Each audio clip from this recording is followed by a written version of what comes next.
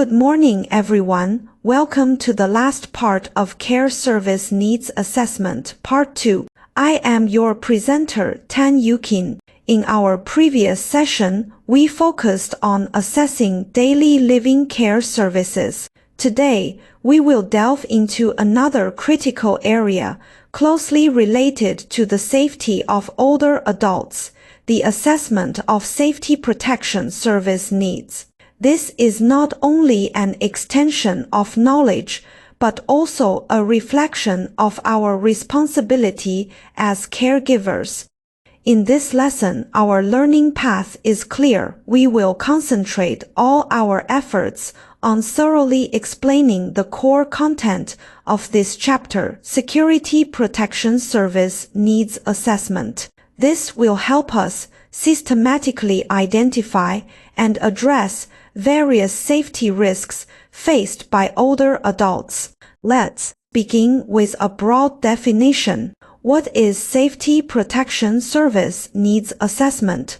Safety Protection Service Needs Assessment mainly involves comprehensively judging whether the assessed object has safety risks such as falls, pressure sores, getting lost, burns, and choking based on the collected information.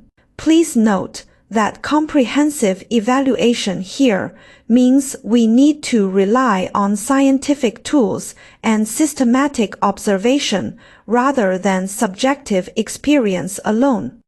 This ensures the most accurate and reliable assessment. We begin with one of the most common and dangerous risks. Falls. How is the assessment conducted? In practice, we generally use the Morse Fall Risk Assessment Scale. As you can see, this is a structured assessment table. If the assessment using this scale indicates that the older adult belongs to the moderate or high-risk group for falls, then we must develop and provide corresponding fall prevention services. This page shows the scoring notes and risk level classification criteria for the Morse scale.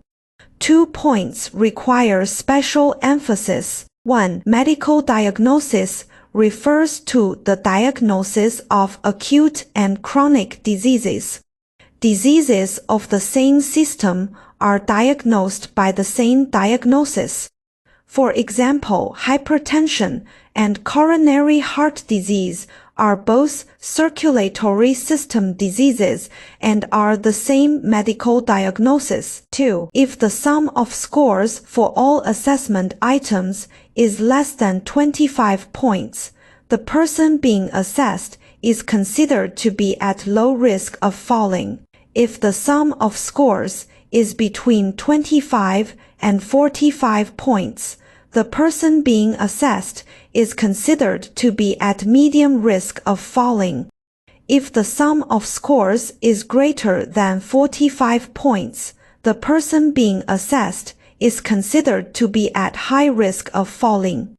Next, we focus on the crucial issue of pressure ulcer for older adults with limited mobility. Assessors can use the Braden Pressure Ulcer Risk Assessment Scale, see table, to assess the pressure ulcer risk of the assessed individual. If the assessment indicates that the individual is at risk of pressure ulcers, then pressure ulcer prevention services are deemed necessary. This page shows part of the Braden scale content.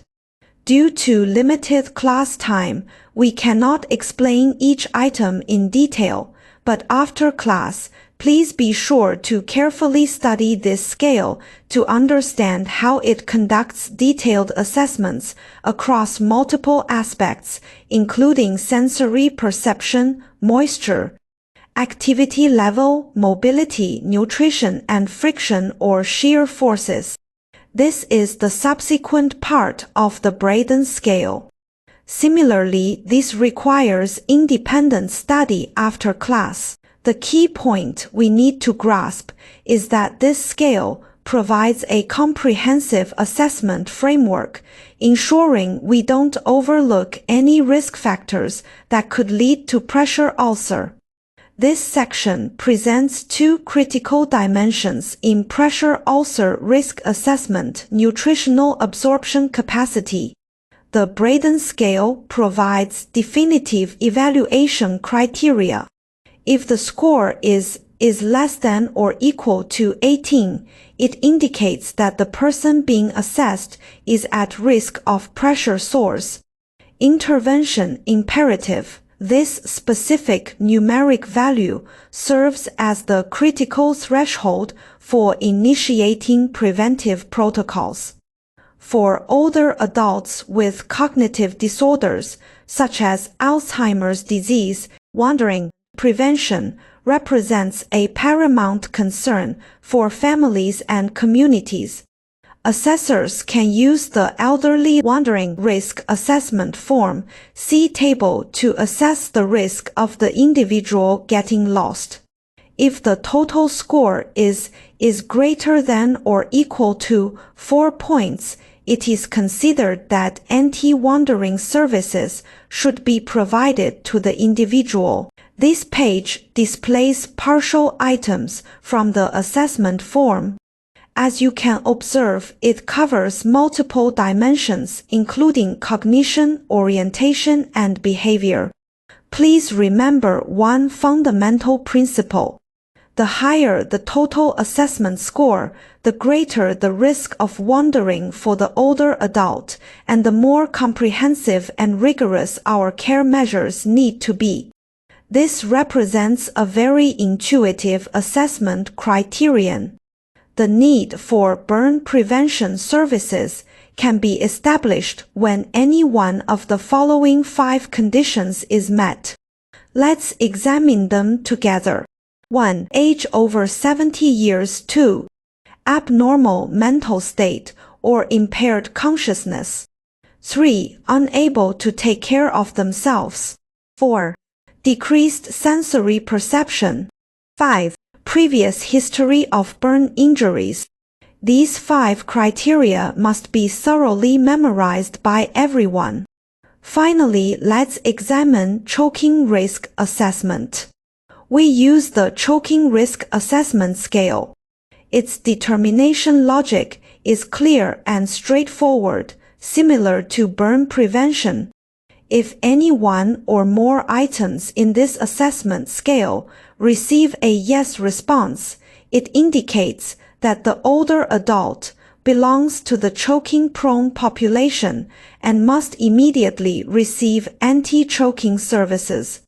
Having completed the theoretical learning, let's now test everyone's understanding through a case study. Please consider this reflection question. Grandma Zhang, 75 years old, has moderate Alzheimer's disease dementia. Recently, she nearly burned herself while pouring hot water at home. Additionally, her vision has deteriorated and her sensitivity to temperature has decreased compared to before. After class, please determine whether Grandma Zhang requires burn prevention services based on this case and explain your assessment rationale in detail. Classmates, today we systematically studied assessment methods for 5 major safety risks.